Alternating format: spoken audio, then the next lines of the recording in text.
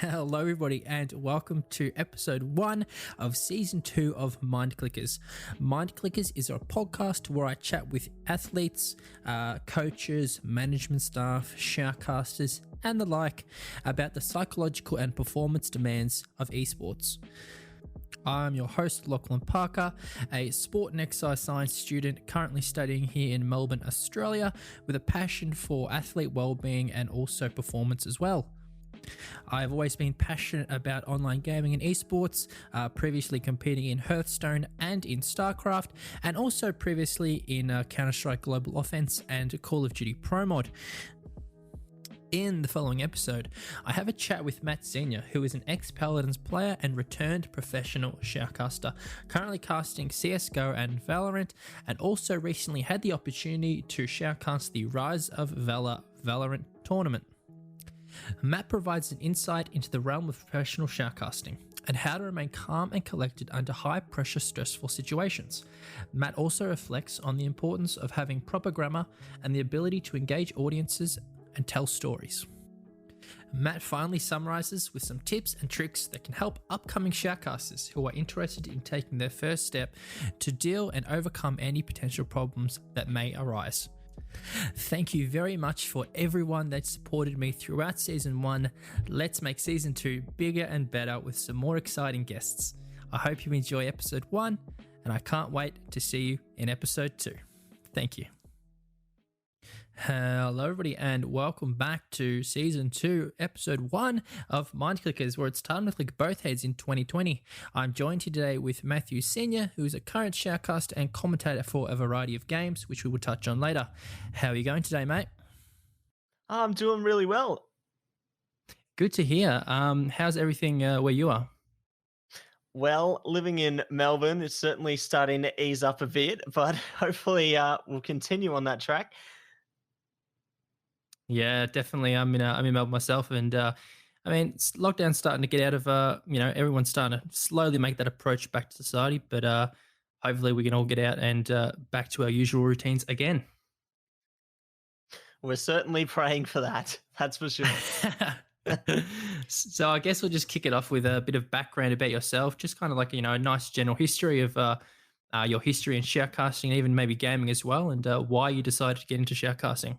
Yeah, so in terms of gaming itself, it really all started when I was a young boy of about 8 years old or something. My older brother was playing Counter-Strike 1.6 on the computer, and he'd let me play a few times. He used to play like the gun game servers, and I really just sparked an interest from there, all just from looking over his shoulder, seeing what he was doing, and it all just looked really fascinating to me.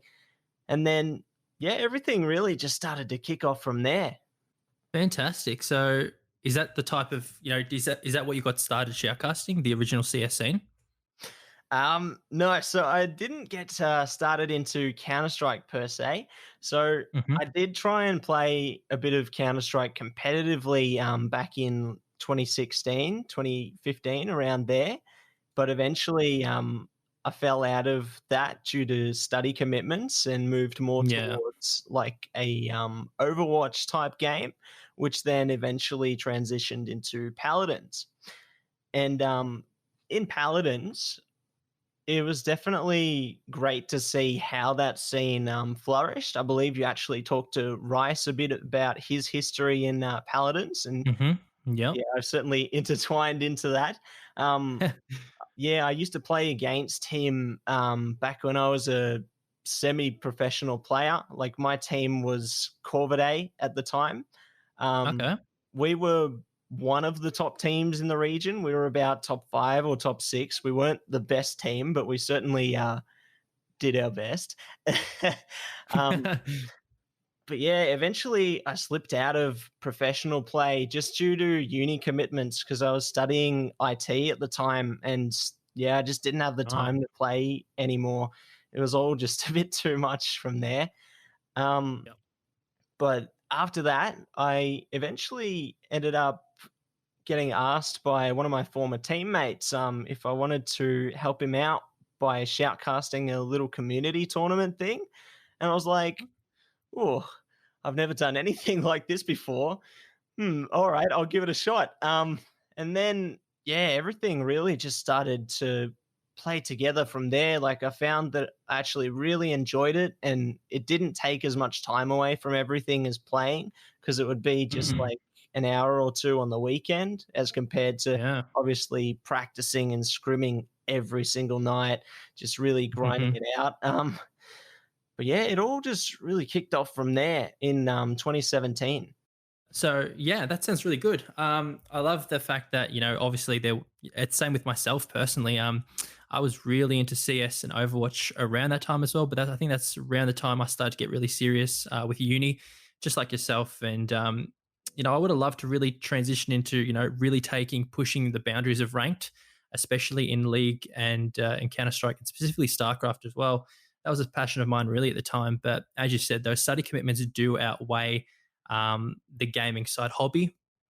But I think it's really awesome that you found that extra side ability to understand that shoutcasting is a viable option, and B, it doesn't take as you said as much effort to shoutcast a game in comparison to playing. Obviously a lot of pro players have to commit 6, 7, 8 hours a day more for some people for some games. But yeah, shoutcasting might be one of those things where it doesn't take so much of a commitment. So, in regards to the first couple of games you started to shoutcast, was there something that really clicked that was like, oh yeah, I really like this, or was it something that thought, oh, we'll see how it goes? Yeah, so at first with shoutcasting Paladins, it was really just, well, we'll see how it goes, because obviously my former teammate Disobey asked me like just to see how it would go, and I thought that I'd be commentating with him, and it was like that for the first couple of streams, but then eventually he just stopped talking at all, so it was all just the Matsy show from there.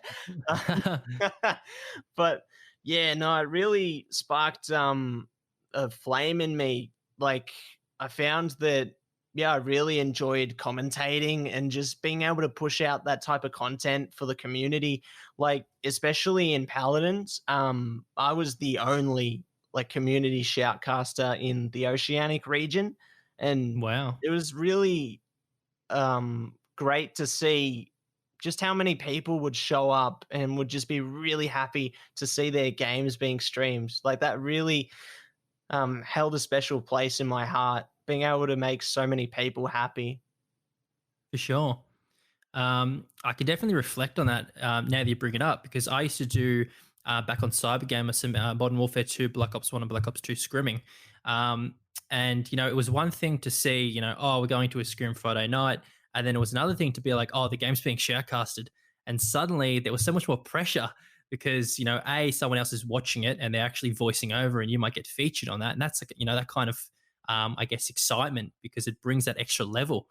Um, and B, it's the fact that, well, I'm going to get witnessed by a lot more people. Maybe there might be more people watching. It might be on stream, might be on Twitch. So it definitely, I think, having the sharecasting element versus just having the pure gameplay definitely adds that extra, I guess, enthusiasm for audiences.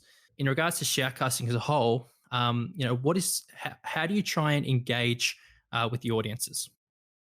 So there's a lot of different ways that you can really engage with the audience. Like some people may have different takes on it, but obviously with a streaming platform like Twitch, for example, you can see that people are going to put their individual comments on the match in the chat, and you might be able to engage in that during, say, some of the downtime in a match. Like you might be able to provide a bit of analysis into a play if they're asking about it, or even Mm. just like agree with something that they may bring to the table. But there's also obviously bringing the game itself to the people, and being able to keep the people engaged definitely is important. Like you need to be able to manage the pacing of how you're delivering each key point, as well as Right. trying to maintain that natural flow and rapport if you did have a co-caster on for the broadcast. Yeah. So, what are the big differences between having a co-caster versus doing it yourself? Well, with having a co-caster, it definitely does ease a bit of the strain on yourself, because obviously if it is just a one-man operation, then there's more pressure to cover all of the spectrum of things on your own. Mm. And so it may actually really harm the broadcast. Like with having two casters, like a play by play, for example, and then also the color or analysis caster, you're able to really play off each other. Like, for example, your Calicaster might be talking about how the teams are setting themselves up to move into a round. And then eventually, as things start to amp up a little bit, they get a little bit more excited. And then they throw it over to the play by play caster who can really deliver the artillery to the viewers. Fantastic. Yeah, I think that's it's definitely one of those things that it really enhances the gameplay, and like kind of what I mentioned earlier, it's just that extra augmented effect for the audiences, and it definitely builds that hype, as you said.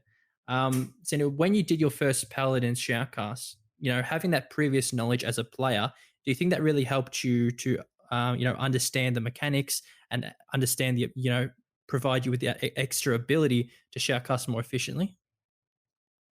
I definitely agree that having a background in actually playing the game at a serious level definitely does attribute towards your ability to shoutcast it, because you Hmm. have that knowledge of how the game is meant to be played. Like, you know exactly how the abilities should be thrown out.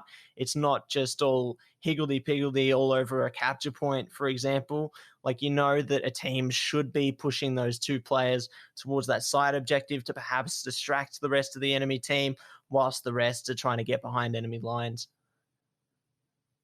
Yeah, and what about for, when a new game comes out? Obviously there's no knowledge generated from that. So, what's the approach for shoutcasters there? Is it more so I'll get in and play the game myself? I'll really get, developed within the game. I'll watch more VODs. I'll see what other shoutcasters are talking about, and maybe I can leech onto some of what they're saying. I feel like the most important thing, at least from my perspective, obviously other people may have different opinions on it, but I feel like to have a proper understanding of a game, you really need to take some time to actually play it, because Hmm. like, you can only understand so much just by watching the game. Like, being able to actually see exactly how, say, a weapon in a game may work, like the Vandal in Valorant, being able to Yep. really analyze the spray pattern and see how that might be comboed up with, say, a smoke coming out from the Jet character, like, definitely Hmm. does give you a good understanding.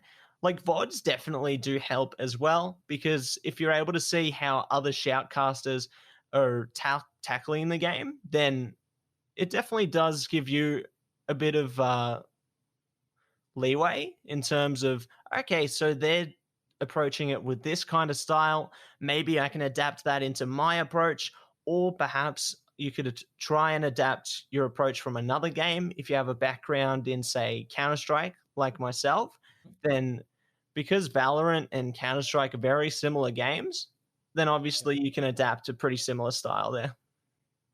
Yeah, for sure. And I guess, just adding to what you mentioned, having that, I guess, internal knowledge from playing, for example, on Dust 2 on Counter-Strike, if you're holding on B, you know that maybe it's a save round, maybe they might go for a B push. Having that knowledge playing as a player in comparison going into it fresh, I think maybe those little slight knowledge, I guess, opportunities and those, little extra things you learn just from playing the game naturally will allow you to obviously shoutcast better and maybe suggest maybe what the next round they're going to do, or the next play, and that'll obviously enhance the experience as well. Definitely agree with you there. Like, if you're able to really set things up in people's minds, then it really Mm, depicts a great picture of how things may play out. Because at the end of the day, casting is like storytelling. We are the music makers and we are the dreamers of dreams. Like, we're going to be telling the story the players want to be heard. yeah, for sure. And I guess, bringing in that storytelling, how do you really develop those skills? Is it more so just repetition, repetition, shoutcasting, getting more experience? Is it one of those things that you maybe practice by yourself? How do you develop those skills to really be able to go into a big match and be really equipped to, I guess, deal with any different scenarios that might unravel? So, a really important thing I feel is having an expansive vocabulary. So, being able Mm, to really have a lot of ammunition in that space definitely does assist in telling the stories. Like myself, I know that I like to note down a few words which I find intriguing, which I feel would definitely boost the broadcast based on their definitions. And also, with that, you're able to really stop repetition because I find that a lot of casters will obviously struggle using the same words over and over again. And I feel like that mm. does hurt the broadcast a little bit. So being able to really work on your vocabulary is definitely an important skill there. Yeah, just being able to have those expansive different vocabulary to use. And obviously, situations occur frequently. And as you said, some broadcasters might use the same phrases, and that might be mundane for the viewers and actually ruin their viewing experience because the shoutcaster is just saying the same thing over and over again. So, in regards to, I guess, looking at it from a whole perspective, esports in general, and the opportunity the shoutcasters bring upon. So within the next 5 years, obviously there's going to be a lot more games coming out to the agenda. Recently we had that massive BR boom, and that's a lot more shoutcasters getting involved, getting engaged, just because it's one of those outlets that I guess a battle royale is really easy to shoutcast because it's shared knowledge among it, and there's only those small little variables that differ between games. So how do you see everything unraveling within the next 5 years? I feel that in the next 5 years, things are certainly going to continue on the upward climb. Like, you compare esports now to say when League of Legends season one, like world championships were on, and you really start to see a huge spike in viewership as compared to all the way back then. It's really Mm, great to see just how much growth esports as a whole has gained because obviously there's a lot more people who are starting to get involved, starting to actually take it seriously. Like at first, maybe people weren't so sure about it, but now that it's really had some time, people have invested a lot of hard work, a lot of blood, sweat, and tears into it. I feel like mm. we're definitely on the rise overall. Yeah, right. And, I guess as we've seen that big exponential growth in the past couple of years, it's only going to get bigger, as you said, and it's going to become more mainstream. More people are going to be tuning into Twitch or whatever streaming platform people are viewing. There's going to be maybe bigger and better tournaments. And alongside that, obviously, there's going to be bigger, more amped up and bigger, obviously possibilities for shoutcasting to happen because the events will become more exciting and that'll create a bigger outlet and more enthusiasm for audiences to participate in as well. The more opportunities definitely will come into play as more events become available. But obviously, with opportunities, you definitely do need to really put your best foot forward because you may find with some shoutcasters, they may actually be discouraged to really try and have a go at going for some of these Mm, opportunities because they see these really big names that have been involved in the majority of events in the region. And it really becomes quite a daunting experience for, say, a newer shoutcaster because they think, yeah. oh, I might not get this opportunity anyway, just because, say, like this big caster always gets these events. Yeah, I think you look at some of the CS events, especially in the OCE region, and the same shoutcasters are often seen doing them over and over again. And I guess where does that provide the opportunity for new shoutcasters? So those people looking to get into the shoutcasting game, what advice would you have for them? Is it just more so developing your own shoutcasting skills by yourself, maybe uploading some vids of past VODs, shoutcasting over them, and then trying to obviously promote your shoutcasting ability? What's your thoughts about that? I feel like it's definitely very important to develop your own craft and really set yourself to stand out from the crowd. Mm, But also, as opposed or further to developing your own skills, you obviously need to work on a few other things in the back end.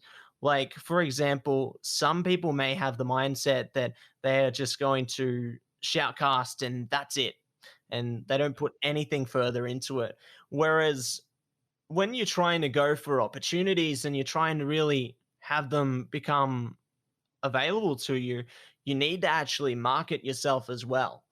Like trying to score a high key shoutcasting opportunity is like a job interview. Like you have to sell Hmm. yourself. You have to sell yourself really, really hard because there's definitely always going to be alternatives. Yeah, and I guess that kind of starts to dig into the competitive market of it. I mean, I myself am not too sure about the competitive disposition of I guess of how many people are trying to apply for events, but maybe you can give an insight on that. So depending on the tier of the event, I guess, like depending on how big it actually is in the grand scheme of Right. things, then obviously you'll see a lot more shoutcasters really trying to shoot their shot because they know that if it's a more high key event, then obviously there's more chance of them getting that exposure, really getting their name out there, and really could kick off their shoutcasting career. Mm. So, in regards to applying for those events, how does the application process work? So it would really vary from organizer to organizer. Like, for example, some organizers may keep it simple and just have, like, say, a Google form where you just put your name, a little bit about yourself, and obviously why they should choose you. Whereas other organizers, you may need to contact someone directly by email, or even you may just need to know the right people. Like, it really just depends on which organizer's handling the tournament. Yeah, right. I guess that kind of that variable does add in, who you know, because I know that in a lot of job scenarios, it's more so who you know over what you know, and that also, optimally might in the end be the small step that gets you the role or gets you the job. And some people might see it as kind of unfair, but I guess that's just the way some of it rolls. And so, in regards to, I guess, bringing in, there's obviously some positives. There's more shoutcasters for more jobs. There's more games that are starting to come out, and that obviously provides more opportunities. But obviously, some of the negatives are that, tournaments aren't as often as we'd like. So, obviously, that means that there's longer periods where I guess, shoutcasters aren't working in the shoutcasting role. Or, if you performed poorly in one shoutcasting scenario, does that really hinder your ability to get, I guess, hired for the next role? Yeah, so it really does depend on quite a few variables. Like, if you do have some struggles in one of your shoutcasts, it's not the end of the world because at the end of the day, everybody is constantly learning. Like, it's going to be a never ending learning experience. And the best way to really improve is by continuing to do it, analyzing your own VODs to really identify patterns. Like you might continue to say a filler word. Like, for example, when you're really stuck on a point, you might say and well, or and that's that, or just any kind of filling sentence. But I feel like in time, if you work on your shoutcasting overall, you'll be able to really take those out of your broadcasts and you'll be able to think of the next sentence on the fly. Yeah, right. So, for those starting off in shoutcasting, would you, I guess, consider maybe having like a little sheet in front of you with like maybe some key highlights, some key words, some key phrases that you could use during the shoutcast? I think that would really help. Like having a list of words that you might want to use during the broadcast certainly can help you out in the long run because otherwise you may struggle to obviously think on the fly because obviously starting out you're not used to really thinking about saying so many different things within quick succession. So definitely having that preparation and writing some notes as you go as well will definitely attribute towards a better broadcast. Right. And I guess if you reflect on previous broadcasts where, you might have thought, hey, I really liked what I said then, is do you go ahead and write those things down that you really liked so you can maybe use them for future casts? Yeah, definitely would write down some of the more exciting statements that you might bring. Obviously, you don't want to use them all the time because then it might fall into the trap of repetition. But I definitely Hmm. would recommend, obviously, trying to write down a few words or sentences that you find have hit the right spot, per se, with the audience, or that you're just feeling really confident and good about in yourself. Because if you're feeling really great when you're shoutcasting, the audience is going to feel that too. They can sense like the energy in your voice. And if you got a smile on your face, well, you can hear that. Yeah, for sure. And I guess that kind of plays into those both domains of self confidence and self efficacy. Obviously, self efficacy being, the belief that we have in our capacity to perform a particular task. So, obviously, in terms of shoutcasting, that may be, I can do these comms really well. I can articulate words really, really great. And then self confidence just being that more generalized belief in our own ability and I guess effectiveness as a person to, I guess have that overall positive well being. So, how, do you think that having that really, I guess, self confidence and that self efficacy to bring to the role really helps to uh, m- make the shoutcast more positive?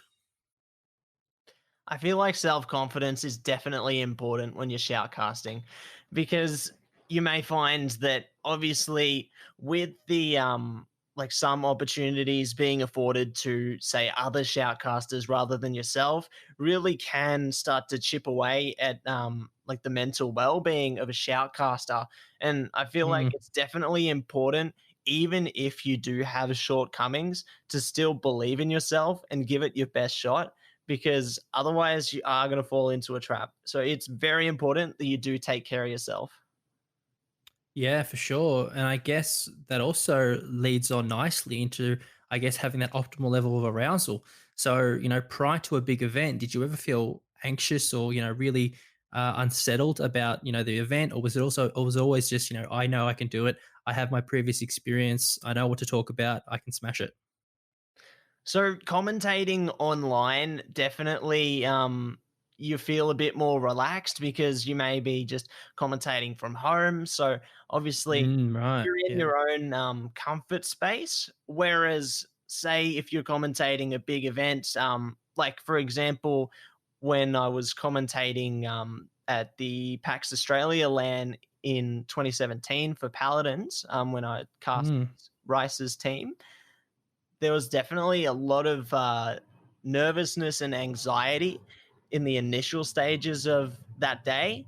But after you really start to do it, that all just fades away, at least for me. Like, I find that it's all just, my mind just maybe instilling some doubt. But after you really start to get pushed to shove, then you start to really do what you're best at. Yeah, right. And I guess if you reflect on those previous experience when you first shoutcasted Rice's game of Paladins, can you see a big difference between then and now? There certainly is a major difference between then and now. Like back then, I really was still just trying to get a grasp on things. I didn't really know what I wanted my identity as a shoutcaster to be. Like, I definitely found that after I'd done the commentating for the LAN tournament there, that really put me on a path of confidence. Like, I started to really put a lot more energy into my broadcasts. And then moving Mhm. forward to the online Paladins Global series is where I really started to push out some of my best content at the time. Um, so looking at the past when Paladins slowly started to, I guess, decrease the amount of tournaments they had, some of the developers started to slowly stray away from the Paladin scene. What was your thought process about that? Was that the such that I'm not going to be able to shoutcast Paladins anymore? I'm going to have to look for a new game potentially. How did you approach that? So as time went on, you definitely did see a rise and fall of paladins from my perspective.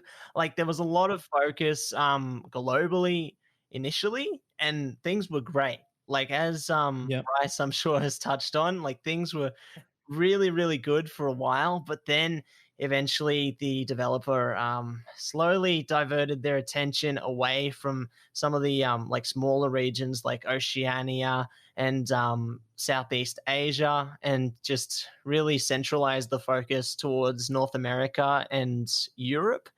And Mm-hmm. that definitely hindered the opportunities, especially for players of like the other regions. Like everyone was Right. very vocal of their discontent towards the decision making there. And so after that happened, was that what was the thought process about finding a new game to potentially shoutcast? So at that point in time, I really evaluated a few things like in my personal life and realized that I really needed to like just take a step back for a little bit, because obviously I needed to get my own affairs in order before I continued to figure out what was the next step. So that ended up resulting in about a year break between when I shoutcasted the next game. So I stopped towards the end of like 2017, towards the start of 2018.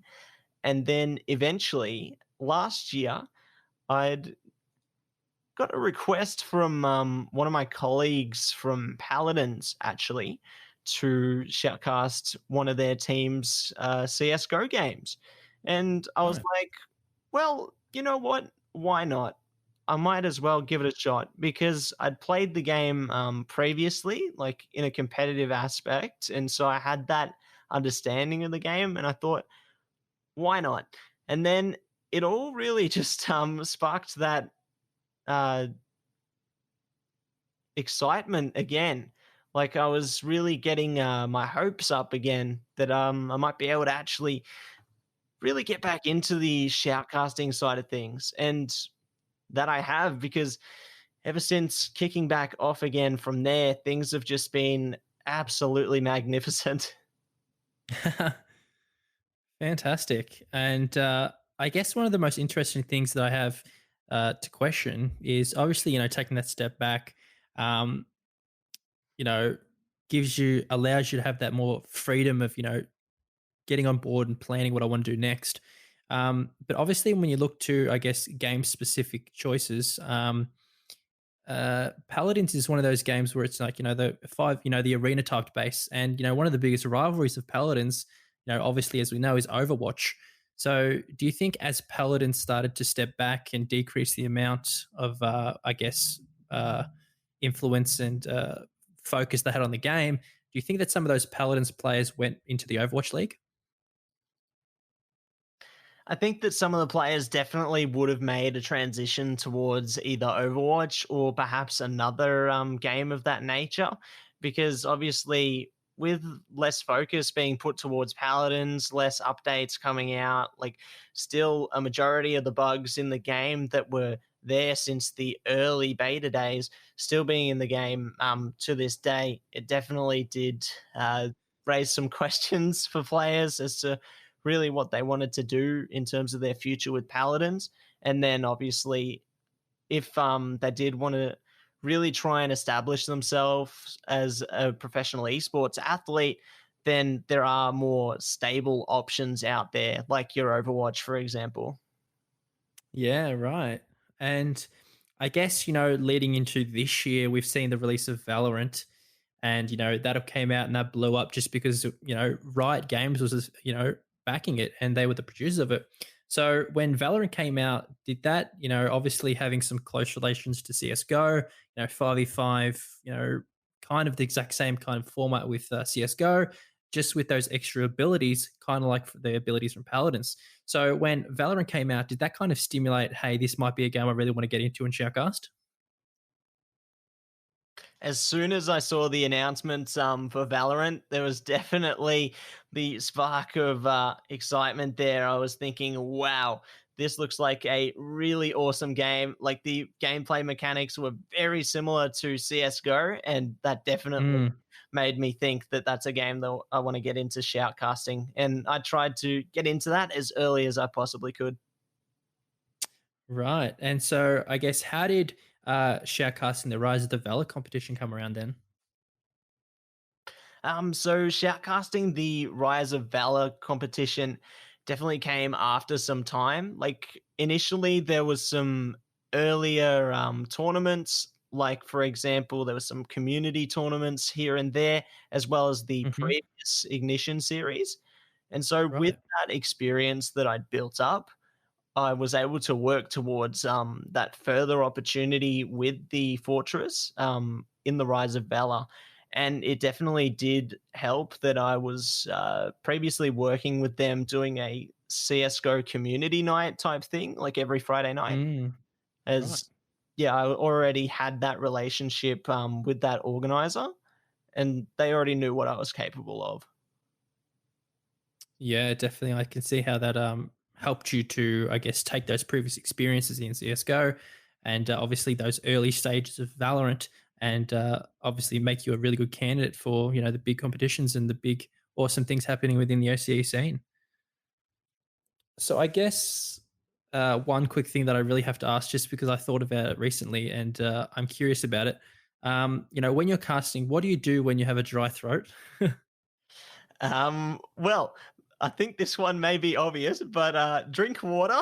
That's really important throughout every broadcast. Like, I always make sure that I've got a full bottle of water next to me, or if there's any lull moments, like a break time of like 5 to 10 minutes, I always fill up my water, make sure to stay as hydrated as possible on the broadcast, because otherwise, like as you've said, you can have a dry throat and it becomes a lot more difficult to really push out your best work, because you really need to make sure that you've got your vocal cords moisturized and hydrated, and then yeah, you can really push yourself to the limit.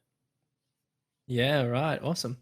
Um, so I guess looking towards the OCE scene. Obviously, we've got some really good, strong shoutcasters like yourself engaging with the scene. How does OCE shoutcasting compare to, I guess, North American and Europe shoutcasting?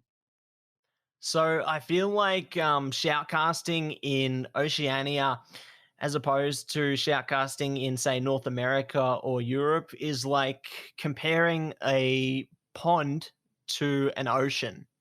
Um, in the sense that obviously there's really not as much opportunity available in Oceania, because our scene as a whole isn't as saturated. Like, there's not as much investment into the respective scenes on this side of the globe.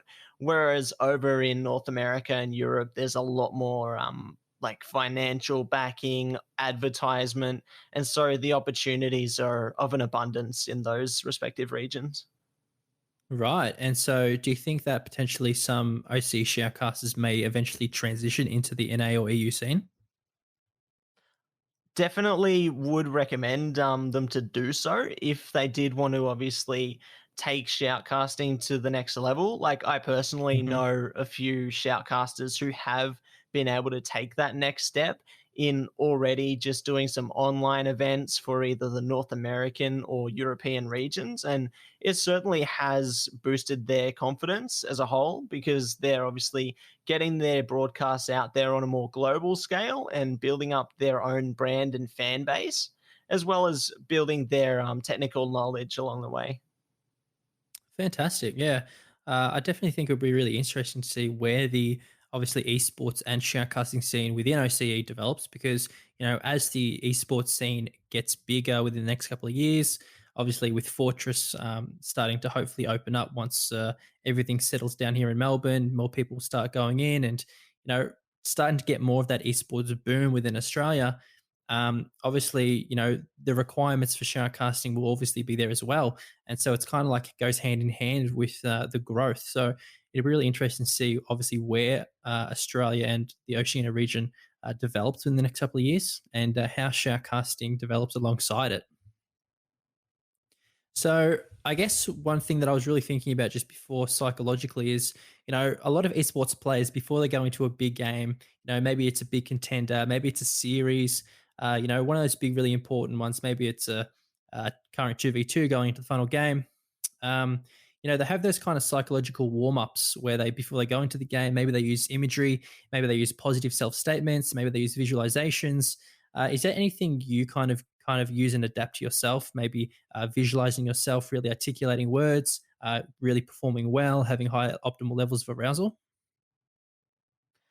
So the most important thing is to maintain a positive mental health, because obviously you really need to be feeling good in yourself before you come into a broadcast in order to push out your best work. Like, you really don't want to be coming into it really affected by outside forces, because that definitely does affect what you're going to be able to push out for the people at home. And like, if you're Hmm. really struggling with something at a point in time, then it definitely will become apparent.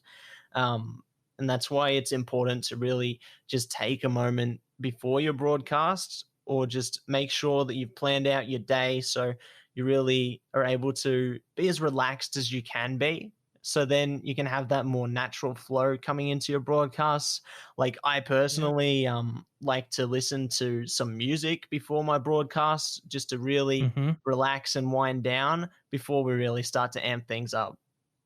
Fantastic. Yeah, I do know that a lot of players really love using music just because it provides that external, I guess, external influence on yourself that you can kind of just fade away into. And then once you take them out, that's where it's, that's where you ramp it up. That's where we get serious. And I guess that's where we start to concentrate.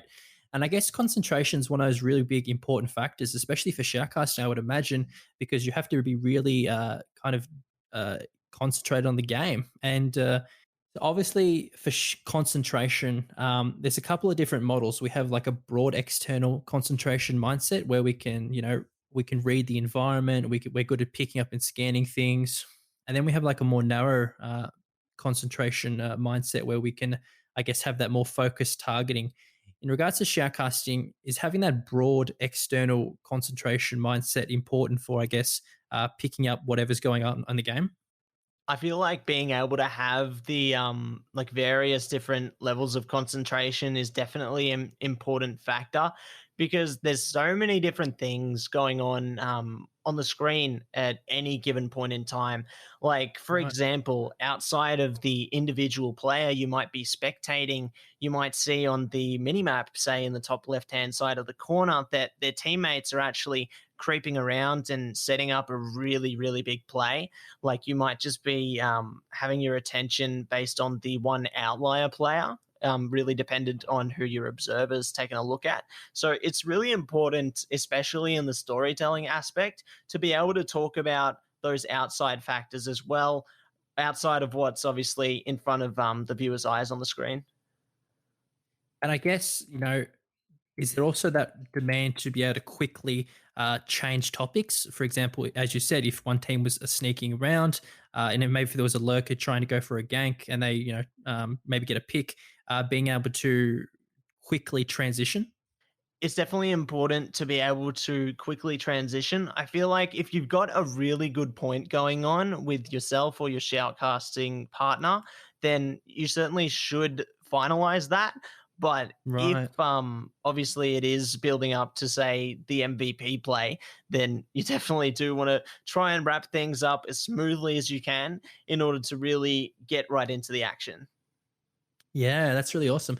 I definitely, from some of the streams I've watched, there's been, some moments where some shoutcasters are really focused on something that's not really important, and you can clearly see on the map maybe one team's really starting to go for an aggressive push into B, but they're still really focusing on something really else, and that's irrelevant. And you can see the Twitch chat really starting to pop off, say, why aren't you talking about that? So, how do you really, I guess, figure out what to focus on? So establishing proper focus really does take time. Like, as you shoutcast more and more, you really do start to pick up the little things that are a bit more important to, say, the viewer, as well as what professional players themselves would like to be seeing talked about. Because obviously, at first, you might just be commentating off what's right in front of you. Like, you might see the scoreboard, say player one gets a kill on player two and three, whereas then there's player four in the background who might be doing something a bit unusual. And it really just takes time to be able to step out of those scoreboard casting habits towards something which can really grow to be much greater. Fantastic. Yeah. So even just talking with you, you have such a really good natural, I mean, maybe that's what you've developed over time, but really good pacing and I guess just really good. You just naturally sound like a shoutcaster. Well, I think someone actually said that in a Valorant game I was playing the other week as well. I was like, "Oh, well, funny that. Do you know this?" Nah. Um, yeah, it is. All just comes with time, I suppose. Like after doing it over and over again, you really do incorporate it into how you naturally speak with people because obviously you do have like different ways of speaking to different people depending on various situations. But yeah, it's Mhm. important to be able to maintain professionalism. Yeah, fantastic. And I guess just kind of rolling into the finish line here. Outside of shoutcasting, obviously you spend a lot of time focusing on your IT at uni. So, is there any plans to further develop those IT areas? So in terms of myself, after I finished studying IT as a whole, I really reevaluated my interest in the topic and found that I did obviously have more interest in other things, but it certainly is something that people can put to use, like having those external skills, which you may not think would be relevant to, say, esports, for example, actually may prove to be extremely relevant. Like, for Hmm. example, I believe in the past I heard an organization owner actually speak and say that if you want to get into esports, it's important to have a degree, like, for example, in marketing, because that can be used to really push out the presence of a brand, like, for example, an esports organization. Yeah, for sure.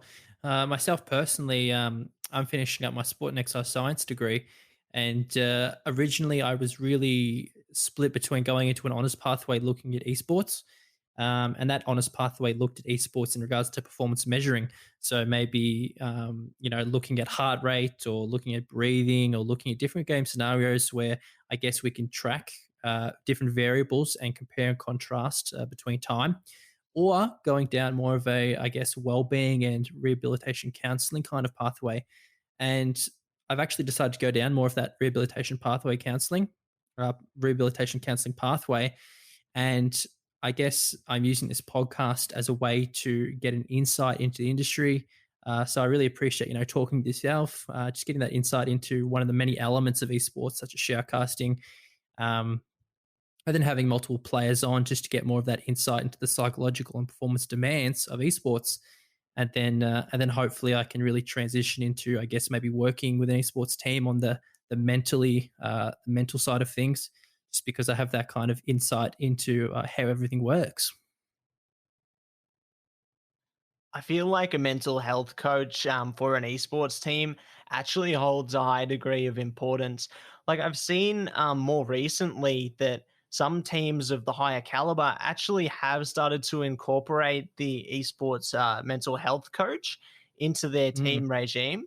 And I feel like it really does hold such a high degree of importance because you need to really be able to maintain the most positivity that you can overall because obviously there's a lot of factors that do come into playing at that high level of competitive play. Like for example, your team may have that slump period where it may not be the best of times, like it may be a drought in terms of winning, but even through those times you just need to maintain composure, do the best you can because there certainly will be bad times, but those will always lead towards even better times.